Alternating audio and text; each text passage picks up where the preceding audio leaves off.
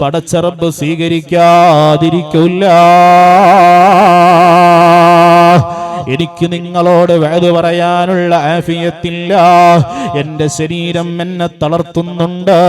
എഴുന്നേറ്റ് നിൽക്കാൻ പോലുമുള്ള ആഫിയത്തിലല്ല നിങ്ങളുടെ മുന്നിൽ ഞാൻ നിൽക്കുന്നത്. എന്നാലും നിങ്ങൾ കാത്തിരുന്നോ?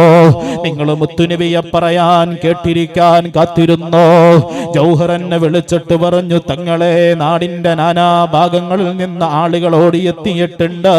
ബുറുദയുടെ അനുഭവങ്ങൾ അറിഞ്ഞിട്ട് മക്കളില്ലാത്തവർക്ക് മക്കളുണ്ടായി എന്ന് പറഞ്ഞിട്ട് രോഗങ്ങൾ ശിഫയായിട്ട് ബുറുദയുടെ അത്ഭുതങ്ങൾ എത്രയാണ് കണ്ടത്. അതുകൊണ്ട് ഓടിയെത്തിയിട്ടുണ്ട്.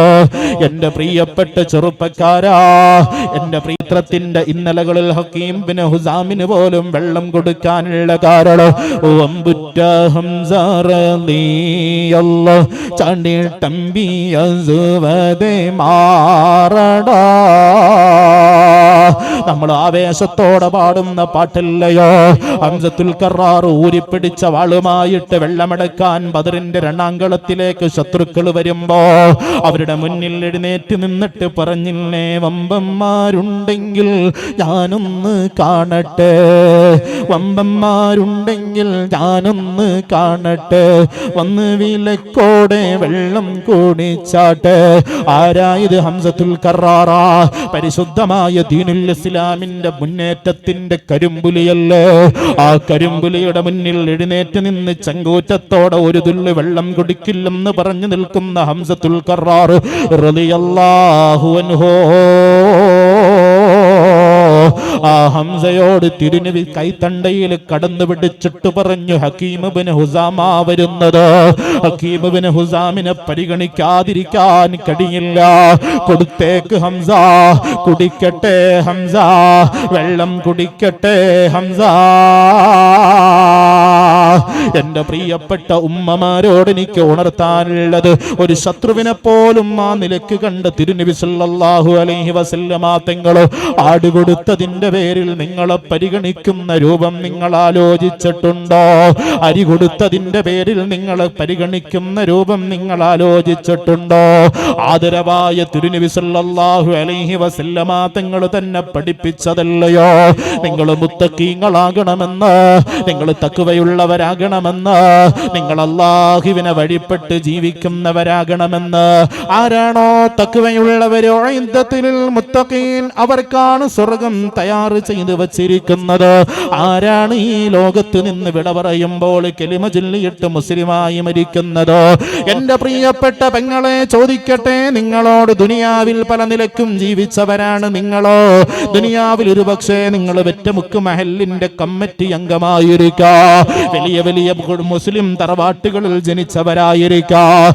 എന്നാൽ അതിന്റെ പേരിലൊന്നും ദുനിയാവിൽ നിന്ന് വിട പറയുന്ന സമയത്ത് മുസ്ലിമായി മരിക്കാൻ കഴിയില്ല. മുസ്ലിമായി മരിക്കണമെങ്കിൽ നിങ്ങൾ തഖ്വയുള്ളവരാകണേ, നിങ്ങൾ തഖ്വയുള്ളവരാകണേ. തഖ്വയുള്ളവര് മാത്രമാണ് മുസ്ലിമായി മരിക്കുക. തീർന്നോ ചെറുപ്പക്കാരാ? അല്ലാഹുവിന്റെ മുന്നിൽ ഏറെ സ്ഥാനം കിട്ടണമെങ്കിൽ റമദാൻ വന്നപ്പോ എത്ര ഖത്തമാ ഓതിയത്? വിശുദ്ധമായ റബീഉൽ അവ്വൽ വന്നപ്പോ അല്ല റമദാനിൽ തന്നെ എത്ര അമലുകളാ ചെയ്തത്, എത്ര ഹജ്ജാ ചെയ്തത്, എത്ര ഉംറയാ ചെയ്തത്.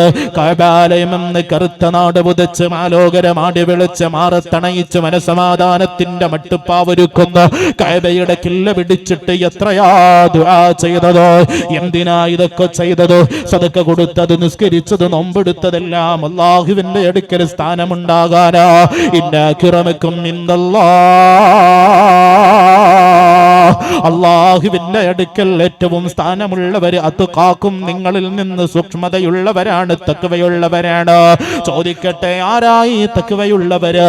നിസ്കരിച്ചവരാണോ? നോമ്പെടുത്തവരാണോ? ദിക്റ് ചൊല്ലിയവരാണോ? സദഖ കൊടുത്തവരാണോ? ഹജ്ജ് ചെയ്തവരാണോ? പുണ്യപ്രവർത്തനങ്ങൾ അനവധി നിരവധി സുഹൃത കർമ്മങ്ങളായി കർമ്മകാണ്ഡത്തിൽ എണ്ണി എണ്ണി പറയാനുള്ളവരാണോ? നിങ്ങളുടെ സമയം ഞാൻ കവർന്നെടുക്കുന്നില്ല. മറിച്ച് ആരാണ് യഥാർത്ഥ തഖ്വയുള്ളവരെന്നറിയോ?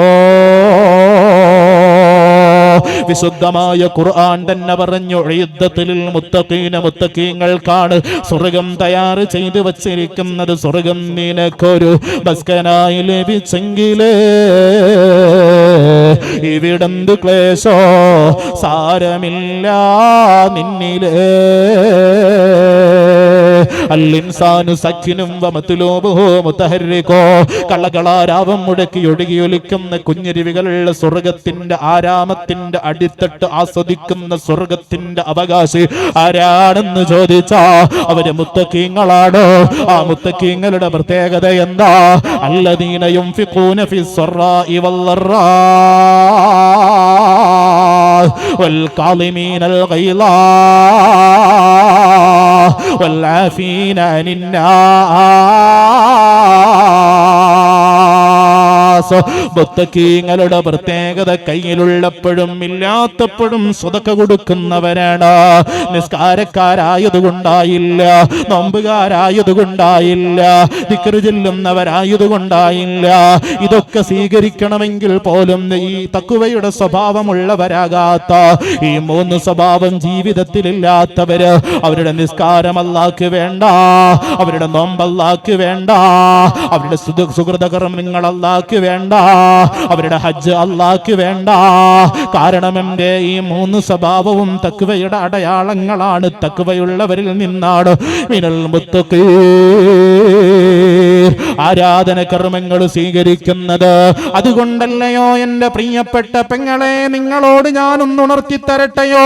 ഒന്നാമത്തെ അടയാളം യുൻഫിഖൂന ഫിസ്സറാഇ വല്ലറാ, കയ്യിലുള്ളപ്പോഴും ഇല്ലാത്തപ്പോഴും കൊടുക്കുന്നവരാണ്. വൽ കാളിമീനൽ ഗൈള, ദേഷ്യം കടിച്ചു പിടിക്കുന്നവരാണ്. വൽ ആഫീന അനിന്നാസ്,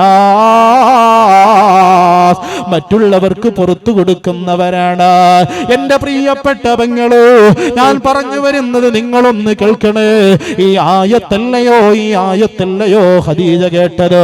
ഖദീജ ബീവി റളിയല്ലാഹു അൻഹയുടെ മുന്നിലതാ അല്ലാഹുവിന്റെ റസൂല് പറഞ്ഞു വിട്ടിരിക്കുന്ന ബിലാല് വന്നിരിക്കുകയാണ്. കതകിൽ മുട്ടി കതകു തുറന്നു നോക്കി കാണുന്നത് ആരെയെന്നറിയോ?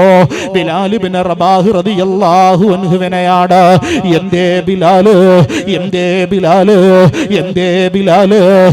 മക്കത്തെ പള്ളിയിൽ പക്കത്ത് നിന്ന് മുത്തുനബി പറഞ്ഞയച്ചതാണ് പരിശുദ്ധമായ ദീനുൽ ഇസ്ലാമിന് വേണ്ടിയിട്ട്. ഈ വെറ്റമുക്കിന്റെ ചെറുപ്പക്കാര് ബുർദാ വാർഷികമെന്ന് പറയുമ്പോ നിങ്ങളുടെ വീടുകളിൽ വരില്ലേ? പാട്ടയെടുക്കാൻ വരില്ലേ? ബക്കറ്റുമായി വരില്ലേ? റെസിപ്റ്റുമായി വരില്ലേ? അതുപോലെ ബിലാൽ ചെന്നതാണ്.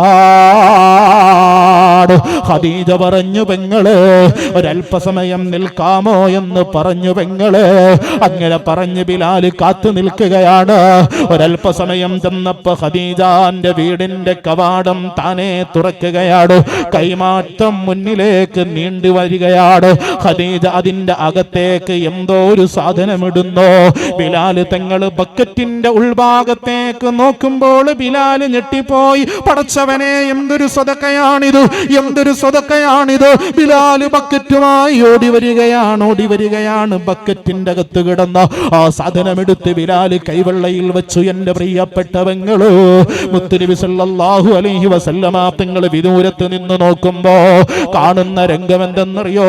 ബിലാൽ ഇങ്ങനെ കയ്യും പിടിച്ചോടി വരുന്നതാണ്. എന്താ ബിലാല് കൈവെള്ളയിലോ? ബിലാല് തിരുനബിയുടെ മുന്നിൽ വന്നിട്ട് ആ കൈവെള്ള ഇങ്ങനെ തുറന്നു പിടിക്കുമ്പോ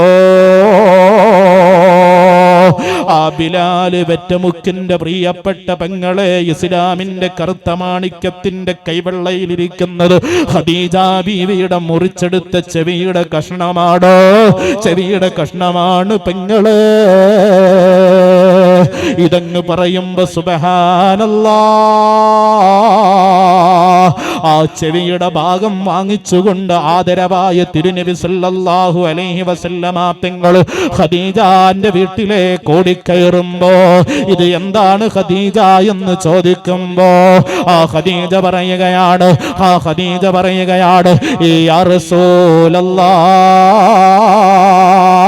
അങ്ങനെ വിവാഹം കഴിക്കുന്ന കാലമോർമ്മയുണ്ടോ നബിയേ? അങ്ങനെ വിവാഹം കഴിക്കുന്ന കാലമോർമ്മയുണ്ടോ നബിയേ? അന്ന് മക്കത്തെ ഏറ്റവും വലിയ കുലപതിയായ കുലീനയായ പെണ്ണായിരുന്നു ഖദീജയായ ഞാന്, ഖുവൈലിദിന്റെ മകളായ ഞാന്. ഇട്ടുമൂടാനുള്ള സമ്പത്തുണ്ടായിരുന്നു. ആ സമ്പത്ത് അങ്ങേക്ക് ഞാൻ ദാനം തന്നില്ലേ യാ റസൂലല്ലാഹ്? അങ്ങുമായി ബന്ധപ്പെട്ടത് എന്തെല്ലാം ഉണ്ടോ അത് കാണുമ്പോഴൊക്കെ ഞാൻ അവിടെയൊക്കെ കാശ് കൊടുത്തില്ലേ? ഖദീജ ബീവിയുടെ കല്യാണത്തിന്റെ രംഗം മുത്തുനബി വിവാഹം കഴിക്കാൻ വരുമ്പോൾ ആ ദിവസത്തിന്റെ മനോഹരമായ മുഹൂർത്തം അൽ ബിദായയിൽ നോക്കിയാൽ നിങ്ങൾക്ക് കാണാ വരുന്നുണ്ട്. കല്യാണം കൂടാൻ ആരാന്നറിയോ? ഹലീമത്തു സഅദിയ വരുന്നുണ്ട്. ആരാ ഹലീമത്തു സഅദിയ എന്നറിയുമോ? പുന്നാര നബിയെ മാറോട് ചേർത്ത് പിടിച്ച് മുലപ്പാല് നുകർന്നു കൊടുത്ത ലംറത്തെന്ന പൊന്നുമോനെ റദാഅത്തിന്റെ ബന്ധത്തിലേക്ക് ചേർത്ത് വെച്ചു കൊടുത്ത അനാഥബാലനായിരുന്ന ആമിന എന്ന പൊന്നുമ്മയുണ്ടല്ലോ, ആദരവായ തിരുനബി സല്ലല്ലാഹു അലൈഹി വസല്ലമ തങ്ങളോ, ആദരവായ തിരുനബി സല്ലല്ലാഹു അലൈഹി വസല്ലമ തങ്ങളോ അനാഥനായ ചോര പൈതലായിട്ട് ആമിന ബീവിയുടെ കൈവെള്ളയിൽ കിടക്കുന്ന സമയത്തോ, അനാഥനല്ലയോ, കാശ് കിട്ടില്ലല്ലോ, വേതനം കിട്ടില്ലല്ലോ എന്ന് പറഞ്ഞ് എല്ലാവരും മടക്കി അയച്ചപ്പോ ഓടി വന്ന ആ മുഖത്തിന്റെ പ്രകാശം തൊണ്ടിപ്പടം പോലെ ചുവന്നു തൊടുത്ത മുത്തുനബി എന്ന പൈതലിന്റെ ചെഞ്ചുണ്ടുകൾ കണ്ടപ്പോ ആ ഹലീമത്തു സഅദിയ മാറോട് ചേർത്ത് പിടിച്ചിട്ട് എനിക്കൊന്നും വേണ്ടെന്ന് പറഞ്ഞ് കൈപിടിച്ചു കൊണ്ടുപോയില്ലയോ? ആ ഹലീമത്തു സഅദിയ മുത്തുനബിയെ കാണാൻ വരികയാണ്. തന്റെ വളർത്തുമകന്റെ കല്യാണം മക്കയിലെ കുലീനതയായ ഹുവൈലിദിന്റെ മകളുമായി നടക്കുമ്പോ ക്ഷണം നിറഞ്ഞിട്ട് വന്ന ഹലീമ ബീവിയോ, ആദരവായ ഖദീജ ബീവി ഈ 80ഓളം ആടുകളെയും ഒട്ടകങ്ങളെയും കൊടുത്ത് സ്വീകരിക്കുമ്പോ ഖദീജ ബീവി പറയുകയാണ്, യാ റസൂലല്ലാഹ്, അങ്ങുമായി ബന്ധപ്പെട്ട ഇടങ്ങൾ ഏതേത് ഇടങ്ങളുണ്ടോ അവിടെയൊക്കെ ഞാൻ കൊടുത്തിട്ടുണ്ട്. എന്റെ പ്രിയപ്പെട്ട പെങ്ങളെ, കഴിഞ്ഞ വർഷം വന്നപ്പോ ഞാൻ ആട് തന്ന പെങ്ങന്മാരില്ലയോ, സ്വർണം തന്ന പെങ്ങന്മാരില്ലയോ, 2000 തന്ന പെങ്ങന്മാരില്ലയോ, 100 രൂപ വെച്ച് 1200 രൂപ ഒരു വർഷത്തേക്ക് ബുർദയ്ക്ക് നേർച്ചയാക്കി തന്ന പെങ്ങന്മാരില്ലയോ? അത് ഹലീമാന്റെ ഈമാനുള്ള പെങ്ങളോ, ഖദീജാന്റെ ഈമാനുള്ള പെങ്ങളോ, സഅദിയ ഗോത്രത്തിന്റെ ആ മഹദിയോട് ചേർന്നിരിക്കുന്ന പെങ്ങളോ? എന്റെ യാ റസൂലല്ലാഹ്, അങ്ങനെ കൊടുത്തു അവസാനം ബിലാൽ വീട്ടിൽ വന്നു. വീണ്ടും അങ്ങ് പറഞ്ഞു വിട്ടിരിക്കുന്നു എന്ന് പറഞ്ഞു. ഞാൻ എന്ത് ചെയ്യാനാണ്? ഞാൻ അലമാരി തുറന്നു നോക്കി, ഒരു നാണയത്തൊട്ട് ഞാൻ കണ്ടില്ല നബിയേ. ഞാൻ എന്റെ ആഭരണങ്ങളുടെ തട്ടിങ്ങനെ തുറന്നു വെച്ചു നോക്കി. ആ ആഭരണങ്ങളുടെ തട്ടുകളിൽ ഒരു പവന്റെ സ്വർണ്ണാഭരണം പോലും ഞാൻ കണ്ടില്ല. ഞാൻ എന്റെ അരപ്പെട്ട തടവി നോക്കി, അരപ്പെട്ട കാണുന്നില്ല, എന്റെ പാദസരം കാണുന്നില്ല, എന്റെ കൈവെള്ള കാണുന്നില്ല. യാ റസൂലല്ലാഹ്, വള കാണുന്നില്ല, മാല കാണുന്നില്ല, ആഭരണങ്ങൾ കാണുന്നില്ല. ഇത് എവിടെ പോയതാണ്? വീട് വയ്ക്കാൻ നേരത്തെ സീതനം കിട്ടിയത് കൊണ്ടുപോയി മുഴുവൻ ബാങ്കിലടച്ചിട്ട് ദരിദ്രയായി പോയതല്ല ഖദീജ. മക്കളെ യൂറോപ്പിലേക്ക് പറഞ്ഞയച്ചിട്ട് ദാരിദ്ര്യത്തിലേക്ക് മാറിപ്പോയതല്ല ഖദീജ. മറിച്ച് പ്രിയപ്പെട്ട പെങ്ങളോ, അല്ലാഹുവിന്റെ റസൂൽ ചോദിച്ചപ്പോൾ കൊടുത്തു തിരുനബിയോടുള്ള മഹബത്തിന്റെ പേരിൽ കൊടുത്തതാണ്. അവസാനം എന്റെ ഒരു ചെവിയിൽ ഒരു സ്വർണത്തിന്റെ പൊട്ട് മാത്രമാണ് ബാക്കിയായിട്ട് ഉണ്ടായിരുന്നത്. യാ റസൂലല്ലാഹ്,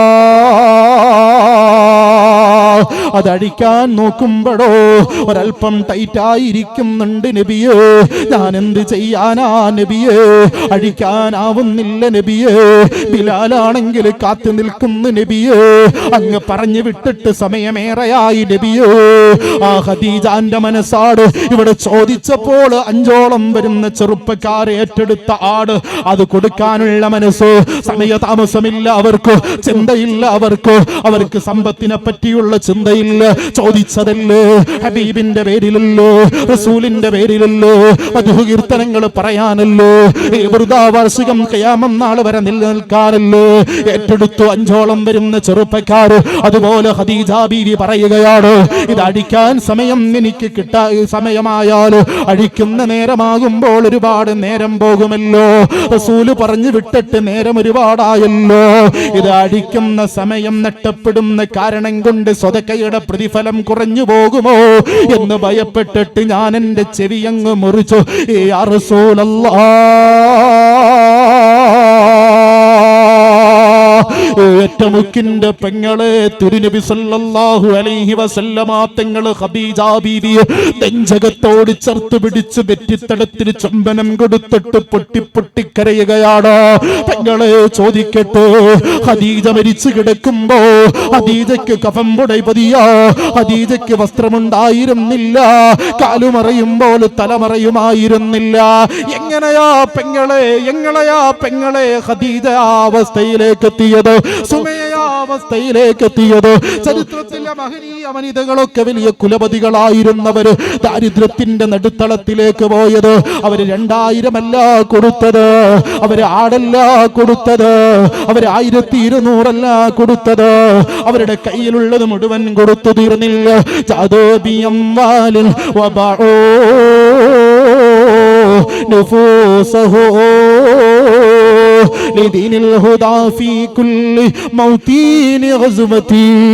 രണാങ്കളത്തിലേക്ക് പോകാൻ സമ്പത്ത് മുഴുവനും ചെലവഴിച്ചിട്ട് പിന്നെ തന്റെ ശരീരവും കൊടുത്തിട്ട് പളപളാമിന്നുന്ന വാളിന്റെ തലപ്പിന് വെട്ടേറ്റിട്ട് രണാങ്കളത്തിലേക്ക് പിടഞ്ഞു വീണ ഈ ലോകത്തിനോട് വിട പറഞ്ഞു പോയ എത്രയെത്ര മഹതികളോ, എത്രയെത്ര ചരിത്രത്തിലെ ഇതിഹാസങ്ങളോ, എത്രയെത്ര മഹാരഥന്മാരാ. അതുകൊണ്ട് പെങ്ങളെ ഇനി ഏറെ പറയാനില്ല. ഈമാനുണ്ടോ നിനക്ക്? വെറ്റമുക്കിയതായ SSFന്റെ ചെറുപ്പക്കാര് സംഘടിച്ചിരിക്കുകയാണ്. ഈ SSFന്റെ ചെറുപ്പക്കാര് സംഘടിച്ച് നടത്തുന്ന ബുർദ മജ്‌ലിസിൽ നിന്ന് എല്ലാ വർഷവും ഖദീജമാര് ജനിക്കാറുണ്ട്, ആയിഷമാര് ജനിക്കാറുണ്ട്, ഫാത്തിമമാര് ജനിക്കാറുണ്ട്. ചരിത്രത്തിലേക്ക് അവർ നടന്നു കയറാറുണ്ട്, അവരുടെ ആവശ്യങ്ങൾ സഫലീകരിക്കാറുണ്ട്. എല്ലാ വർഷവും ഈ മജ്‌ലിസിൽ നിന്ന് 6 തൗറിന്റെ മുകൾ തട്ടില് ആകാശം മുട്ട നിൽക്കുന്ന ആകാശ ലോകത്തിനോട് വെട്ടിയൊരുമിക്കൊണ്ട് മുത്തം കൊടുത്തുകൊണ്ടടക്കം പറയുന്ന പർവ്വതക്കെട്ടിന്റെ മുകൾ തട്ടിൽ നിന്ന് പാമ്പിന്റെ കൊത്തേറ്റിട്ട് പോലും പുന്നാര നബിയോടുള്ള മഹബത്ത് കൊണ്ട് പ്രണയം കൊണ്ട് മൗനം പാലിച്ചുപോയോ സിദ്ദീഖുമാർ വെറ്റമുക്കിലുണ്ട്, ഉമറുമാരുണ്ട്, ഉസ്മാൻമാരുണ്ട്, അലിയുണ്ട്. പരിശുദ്ധമായ ബദറിന്റെ രണാങ്കളത്തിലേക്ക് പോകുമ്പോ ഓടി വന്ന ഉദരത്തിൽ ചുംബനം കൊടുത്തിട്ട് സ്വർഗത്തിന്റെ അകത്തേക്ക് പോകാൻ ഇതാണ് എനിക്ക് നിധാനമെന്ന് പറഞ്ഞ നബി ത്വാഹ കമീസു കേറ്റി നബിന്റെ സവാദങ്ങോട്ടെടുത്തു ചീറ്റി. സവാദുണ്ടോ ഈ മജ്‌ലിസില്? അബൂബക്കറുണ്ടോ ഈ മജ്‌ലിസില്? ആയിഷയുണ്ടോ മജ്‌ലിസില്? കഴിഞ്ഞ വർഷം എത്രയെത്ര സവാദുമാരാ, എത്രയെത്ര ആയിഷമാരാ, എത്രയെത്ര ഖദീജമാരാ. അവര് മക്കളില്ലാത്തവര് വന്നിരുന്നു. ഞാനാണ് പെങ്ങളെ ഈ സദസ്സിന്റെ ആയിഷ എന്ന് പറഞ്ഞു ഏറ്റെടുത്തു. ഈ വർഷമാകുമ്പോഴേക്ക് അവർക്ക് മക്കളായി പോയി. ആയിരക്കണക്കിന് അനുഭവങ്ങൾ ഈ സാധുവിന്റെ ജീവിതത്തിലെ വാലിന്റെ പരമ്പരയിൽ നിന്ന് എണ്ണി പറയാൻ കഴിയോ? ഇന്ന് ഞാൻ ഇങ്ങോട്ട് വരാനുള്ള ഫ്ലൈറ്റ് അങ്ങ് നിശ്ചലിച്ചു പോയപ്പോ, വരാൻ കഴിയുന്നില്ല എന്ന ടെൻഷനിലായപ്പോ ഈ നാടിന്റെ ചെറുപ്പക്കാരനും പണ്ഡിതനായ ചെറുപ്പക്കാരൻ ഷഫീഖ് ചൗഹരി എന്നെ വിളിച്ചു, തങ്ങള് എന്ത് വില കൊടുത്തും വരണം. കാരണം എന്താ? 100 കണക്കിന് അനുഭവങ്ങളായി എനിക്ക് പറയാനുള്ളത്. ഖസീദത്തുൽ ബുർദാഇന്റെ വാർഷികത്തിൽ വന്നിട്ട് കഴിഞ്ഞ തങ്ങൾ വരാൻ തുടങ്ങി. 13 വർഷമായി നടക്കുന്നു, 4 കൊല്ലമായി തങ്ങൾ വരുന്നു. ഓരോ വർഷവും അറ്റുകൂടുന്നു, ക്യാൻസറുകൾ മാറുന്നു, രോഗങ്ങൾ മാറുന്നു, പ്രയാസങ്ങൾ നീങ്ങുന്നു. അറിയുമോ നിങ്ങൾക്ക്, ഇന്ന് ഞാൻ ഇങ്ങോട്ട് വരാൻ വേണ്ടിയിട്ട് ഇടങ്ങേറായി നിൽക്കുമ്പോൾ ഷഫീഖ് ചൗഹരി എന്നിലേക്ക് വാട്സപ്പ് അയച്ചതാണ്. അതുകൊണ്ട് ചെറുപ്പക്കാരാ, ഓരോന്നെണ്ണി പറയാനില്ല. ഈ സദസ്സിൽ നിന്റെ പ്രയാസങ്ങൾ നീങ്ങണോ, രോഗങ്ങൾ ശിഫയാകണോ, വേദനകൾ മാറണോ, എല്ലാത്തിനും ഉപരി തിരുനബി സല്ലല്ലാഹു അലൈഹി വസല്ലമ തങ്ങളെ കിനാവിൽ ദുനിയാവിലൊന്ന് കാണണോ, ആഖിറത്തിലെത്തി പുന്നാര നബിയുടെ കൈയൊന്ന് ചുംബിച്ചിട്ട് ഹൗദുൽ കൗസർ കുടിച്ചിട്ട് സ്വർഗത്തിലേക്ക് നിന്നാലയിക്കപ്പെടണോ. ഏറ്റെടുക്കു ചെറുപ്പക്കാരാ, ആടേറ്റെടുക്കു ചെറുപ്പക്കാരാ, അരിയേറ്റെടുക്കു ചെറുപ്പക്കാരാ. ഞാനാണ് ആയിഷ എന്ന് പറവങ്ങള്, ഞാനാണ് ഖദീജ എന്ന് പറയുവങ്ങള്, ഞാനാണ് ഉമ്മ ഇബ്രാഹിമുൽ ഹാഷിമി എന്ന് പറവങ്ങള്, ഞാനാണ് അബ്ബാസ് എന്ന് പറ ചെറുപ്പക്കാരാ. ഞാനാണ് മുത്തുനബിയോടൊപ്പം ഓരം പറ്റി ജീവിച്ച ചരിത്രത്തിലെ ധീരരായ മുൻഗാമികളായ മഹത്തുക്കളായ നക്ഷത്രതുല്യരായ സഹാബത്തായി അവരുടെ മനസ്സുമായി ഈ വെറ്റമുക്കം ജീവിക്കുന്നതെന്ന് പറയൂ ചെറുപ്പക്കാരാ. ഇവർ SSFന്റെ മക്കളല്ലയോ? ഈ SSFന്റെ മക്കളെ പറ്റി നിങ്ങൾ എന്താ മനസ്സിലാക്കിയത്? ഇവര് റത്തീബ് മാത്രം ചെല്ലാനുള്ളതാണോ? ഇവര് മൗലിദ് മാത്രം കഴിക്കാനുള്ളതാണോ? അല്ലെങ്കിൽ കേവലം ഇവര് യൂണിറ്റ് അടിസ്ഥാനത്തിൽ വീട് കയറി പിരിവ് നടത്തിയിട്ടൊരു മദ്ഹ് കീർത്തനങ്ങളുടെ മജ്ലിസ് മാത്രം സംഘടിപ്പിക്കാനുള്ള കാലം കടഞ്ഞെടുത്ത കർമ്മവീതിയിലെ കരുത്തുറ്റ നായകനും ഖൈദുസ്സമാനും ഖമറുൽ ഉലമയുമായ സുൽത്താനുൽ ഉലമയുടെ ഈ പുലിക്കുട്ടികളില്ലേ, ഈ പുലിക്കുട്ടികളെ കൊണ്ട് കഴിയുന്നതിന്റെ അങ്ങേയറ്റം ഇന്ന് പകല് ഞാൻ കണ്ടതാണ്. അബൂദാബി എയർപോർട്ടിന്റെ അകത്തളങ്ങളില് എന്തു ചെയ്യും റബ്ബേ, നാടൊരുങ്ങിയല്ലോ റബ്ബേ, സദസ്സുരുങ്ങിയല്ലോ റബ്ബേ, എന്തു ചെയ്യും എന്ന് കരുതിയിട്ട് ഇവിടെ എത്തണമല്ലോ. ജൗഹർ വിളിക്കുന്നു, തങ്ങളെ കൈയും കാലും എനിക്ക് വിറച്ചിട്ട് പാടില്ല, തങ്ങൾ വന്നില്ലെങ്കിൽ ആകെ പ്രയാസമാകോ. ഷഫീഖ് ജൗഹരി ബന്ധപ്പെടുന്നു, ഈ നാട്ടിലെ പല ആളുകളും വിളിക്കുന്നു, മെസ്സേജ് അയക്കുന്നു, എന്തു ചെയ്യൂ. അവസാനം ജൗഹറിനോട് ഞാൻ പറഞ്ഞു, ഇല്ല മോനെ, എത്താൻ കഴിയില്ല. ജൗഹർ മറ്റൊരു തങ്ങളെ ഏർപ്പാട് ചെയ്തു, ഇങ്ങോട്ട് വരാൻ കഴിയില്ല എന്ന് തീരുമാനിച്ചു. രാത്രി 9 മണിക്ക് വരാനുള്ള ഫ്ലൈറ്റ് ടിക്കറ്റ് എയർ ഇന്ത്യയിൽ ഞാൻ ബുക്ക് ചെയ്തു. അതിവിടെ വന്നിറങ്ങുമ്പോൾ തിരുവനന്തപുരത്ത് പുലർച്ചെ 3 മണിയാകും വന്നിറങ്ങുമ്പോ ആ ഫ്ലൈറ്റിൽ വന്നാൽ ആ ടിക്കറ്റ് ബുക്ക് ചെയ്തു. എന്റെ കൂടെ പുറത്ത് നിന്ന ആളുകളൊക്കെ മടങ്ങിപ്പോയി. അപ്പോഴാണ് 1:20 എയർ അറേബ്യയുടെ ഫ്ലൈറ്റ് ഉണ്ടെന്നറിയുന്നത്.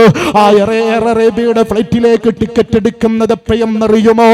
35 മിനിറ്റ് മുമ്പാണ് ടിക്കറ്റ് എന്റെ കയ്യിൽ കിട്ടുന്നത്. ഏതൊരു ഫ്ലൈറ്റും 1 മണിക്കൂർ മുമ്പ് ബോർഡിംഗ് അവസാനിപ്പിക്കോ. 35 മിനിറ്റ് മുമ്പ് കിട്ടിയ ഈ ഫ്ലൈറ്റിന്റെ ടിക്കറ്റ് ഉണ്ടല്ലോ, ആ ടിക്കറ്റുമായി ഞാൻ ഓടണോ, കിലോമീറ്ററുകളോളം ഓടണോ. പറന്നു കിടക്കുന്ന അബൂദാബിയിലെ എയർപോർട്ടിന്റെ അകത്തളങ്ങളിലൂടെ സി ബ്ലോക്കിൽ ചെല്ലുമ്പോൾ പറയൂ ബി ബ്ലോക്കിലേക്ക് ചെല്ലാൽ, ബി ബ്ലോക്കിൽ ചെല്ലുമ്പോൾ പറയൂ എ ബ്ലോക്കിലേക്ക് ചെല്ലാ. ടിക്കറ്റ് മാത്രം പോരല്ലോ, മുമ്പ് പോയ ഫ്ലൈറ്റിൽ നിന്ന് ഇറക്കി വെച്ച ഏതോ ഭാഗത്തിരിക്കുന്ന ആ ലഗേജ് എടുക്കണം, അത് ട്രാൻസ്ഫർ ചെയ്യണോ. ഇതൊക്കെ ചെയ്തു തരണമെങ്കിൽ 1 മണിക്കൂർ മുമ്പ് ബോർഡിംഗ് എടുക്കാൻ വേണ്ടിയിട്ട് കൗണ്ടറിൽ ചെല്ലണം. 35 മിനിറ്റ് മാത്രം. ആ സമയത്ത് 35 മിനിറ്റിനുള്ളിൽ VIP പരിഗണനയോടുകൂടി സയ്യിദ് ശറഫുദ്ദീൻ സഅദി അൽ മുഖൈബിലി എന്ന ഞാൻ ഫ്ലൈറ്റിന്റെ അകത്തേക്ക് കയറി. ചെറുപ്പക്കാരാ, കൗണ്ടറിൽ നിന്ന് പറഞ്ഞു, കൗണ്ടറിലേക്ക് ചെല്ലുമ്പോൾ പറഞ്ഞു, ഇല്ല കഴിയില്ല. നിങ്ങളൊരു കാര്യം ചെയ്ത് നിങ്ങളങ്ങ് യാത്ര ചെയ്തോ, നിങ്ങളുടെ ലഗേജ് മറ്റൊരു ഫ്ലൈറ്റിൽ ഏതെങ്കിലും ഒരു സമയത്ത് കൊടുത്തു വിട്ടേക്കാം എന്നോട് പറയുമ്പോൾ ഞാൻ നിരാശനായിട്ട് അവരുറപ്പിച്ചു പറഞ്ഞു, ലഗേജ് കിട്ടൂല, നിങ്ങൾക്ക് യാത്ര ചെയ്യാ. അത് കഴിഞ്ഞപ്പോഴാണ് എന്നെ ഒരു ചെറുപ്പക്കാരൻ വിളിച്ചിട്ട് പറഞ്ഞു, തങ്ങൾ ഭയപ്പെടേണ്ടതില്ല, തങ്ങൾ അതിന്റെ അകത്തേക്ക് കയറിയിട്ട് പോകുന്നത് വരെ തങ്ങൾ കയറാതെ ആ ഫ്ലൈറ്റ് പൊങ്ങുന്ന സാഹചര്യമില്ല എന്നാ ചെറുപ്പക്കാരൻ പറഞ്ഞു. 35 മിനിറ്റ് മുമ്പ് ഫ്ലൈറ്റ് ടിക്കറ്റ് ക്യാൻസലായി പോയി മറ്റൊരു ടിക്കറ്റ് എടുത്ത് ഫ്ലൈറ്റിന്റെ അകത്ത് കയറിയിട്ട് 9 മണിയാകുമ്പോ എന്റെ നാട്ടിൽ നിന്ന് ഞാൻ വരികയാണെങ്കിൽ എത്ര മണിക്കാണ് ഇവിടെ തുടങ്ങണമെന്ന് പറഞ്ഞത്. അതേ സമയത്ത് ഇവിടെ എന്നെ എത്തിച്ചത് ആരെന്നറിയോ? ഒരു SSFന്റെ ചെറുപ്പക്കാരനാ, ഒരു സൈദിയുടെ സന്തതിയാ. അബൂദാബിയിലെ എയർപോർട്ടിനെ സ്വാധീനം ചെലുത്തിയത് ഈ സുൽത്താനുൽ ഉലമയുടെ മക്കളോ, ഇത് നൂറുൽ ഉലമയുടെ സന്തതിയാ. ആ ചെറുപ്പക്കാരനെ ഞാൻ കണ്ടിട്ടില്ല, ആ ചെറുപ്പക്കാരനെ ജീവിതത്തിൽ ഞാൻ കണ്ടിട്ടില്ല. ആ ചെറുപ്പക്കാരന്റെ നാടെവിടെയെന്ന് എനിക്കറിയില്ല.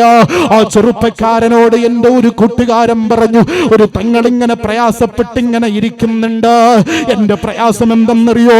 രാവിലത്തെ ഫ്ലൈറ്റ് പോയി, ഇങ്ങോട്ട് വരാൻ കഴിയുന്നില്ല. രാത്രി 9 മണിക്കേ ഇനി ഫ്ലൈറ്റ് ഉണ്ടാകുകയുള്ളൂ. വൈകിട്ട് 6 മണിക്കേ ബോർഡിംഗ് പാസ് കിട്ടുകയുള്ളൂ. എവിടെ ഇരിക്കും? വെള്ളം കുടിക്കാൻ കയ്യിൽ കാശില്ലല്ലോ. റിയാലുകളൊക്കെ അവിടെ നാട്ടിലേക്ക് അയക്കാൻ ഏൽപ്പിച്ചു. നാട്ടിലെ കാശാണെങ്കിൽ അവിടെ എടുക്കുന്ന സാഹചര്യം എന്റെ കയ്യിലുമില്ല. വെള്ളം കുടിക്കണമല്ലോ, ഭക്ഷണം കഴിക്കണമല്ലോ.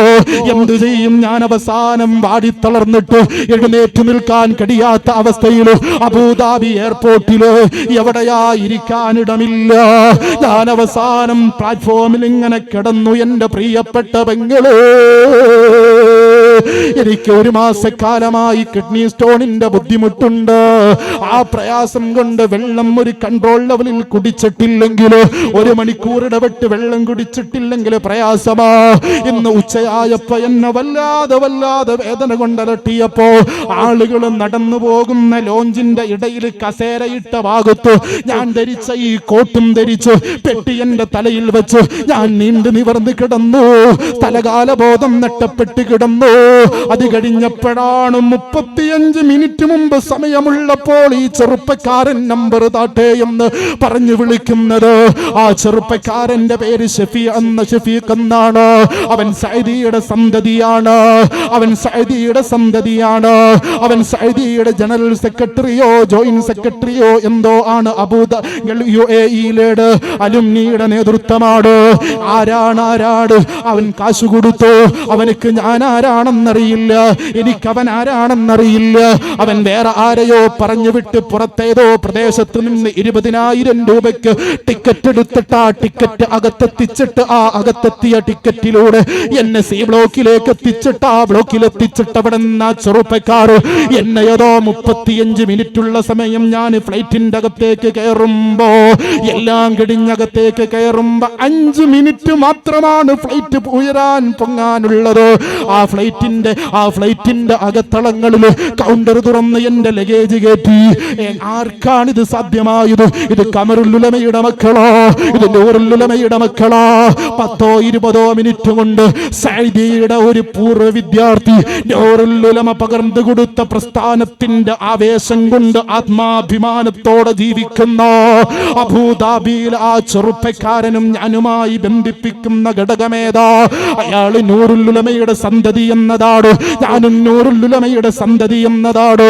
ആ ചെറുപ്പക്കാര് ഞാൻ മുഹമ്മദ് സഅദി എന്നെന്റെ പ്രിയപ്പെട്ട കൂട്ടുകാരനോട് ഞാൻ പോരുമ്പോൾ പറഞ്ഞിട്ടാ പോന്നത്. നിങ്ങൾക്കറിയോ, സഅദിക്ക് വേണ്ടി നമുക്ക് സൗദി അറേബ്യ മുഴുവനും പാറണോ, അതിന്റെ പൂർവ്വ വിദ്യാർത്ഥികളെ മുഴുവനും കൂട്ടണോ, എന്നിട്ടവരെ സംഘടിപ്പിക്കണോ, എന്നിട്ടവർക്ക് സഅദിക്ക് ഉപകാരപ്പെടുന്ന രീതിയിലാക്കണം. അതിന്റെ അലുമിനി വിളിക്കണോ. എന്റെ കയ്യിൽ നിന്ന് ഞാൻ കാശ് ചെലവഴിച്ചിട്ടാണെങ്കിലോ ഞാൻ വന്നേക്കാമെന്ന് പറഞ്ഞുറപ്പ് കൊടുത്ത ഈമാനോടെയാ ഞാൻ ഇങ്ങോട്ട് മടങ്ങിയത്. തീർന്നില്ല ചെറുപ്പക്കാരാ. ഞാൻ അതിന്റെ അകത്ത് നിൽക്കുമ്പോ ഇന്ന് 3-4 ഫ്ലൈറ്റ് ടിക്കറ്റ് ഓരോന്നായിട്ട് ക്യാൻസലാക്കുമ്പോ പുറത്താരുണ്ട്? 3-4 ചെറുപ്പക്കാരുണ്ട്. സയ്യിദുണ്ട്, ഹാഷിറുണ്ട്, കബീറുണ്ട്, ഫോണിൽ മുഹമ്മദ് സഅദിയുണ്ട്. ആരാ ഇവര്? ഇവര് SSFന്റെ മക്കളാ, ഇവര് SYSന്റെ മക്കളാ, ഇവര് നൂറുൽ ഉലമയുടെ മക്കളാ, ഇവര് ഖമറുൽ ഉലമയുടെ മക്കളാ. ഇവര് കേവലം മൗലിദിന്റെ മാത്രം അടിയറ പറഞ്ഞു പോയവരല്ല. ഇവര് പിരിവിന്റെ മാത്രം മക്കളല്ല. ഇവര് വളരേണ്ടത് ഈ സമൂഹത്തിന്റെ ബാധ്യതയാണ്. ഇവരെ ഉയരേണ്ടത് ഈ സമൂഹത്തിന്റെ ബാധ്യതയാണ്, കടമയാണ്. അതുകൊണ്ട് ഇവര് ഹബീബിനെ പറയാനാണ് ഒരുമിച്ച് കൂടിയത്. അള്ളാഹുവിന്റെ റസൂലിനെ പറയാനാണ് ഒരുമിച്ച് കൂടിയത്. പെങ്ങളെ, ഇവര് പരാജയപ്പെട്ടുകൂടാ.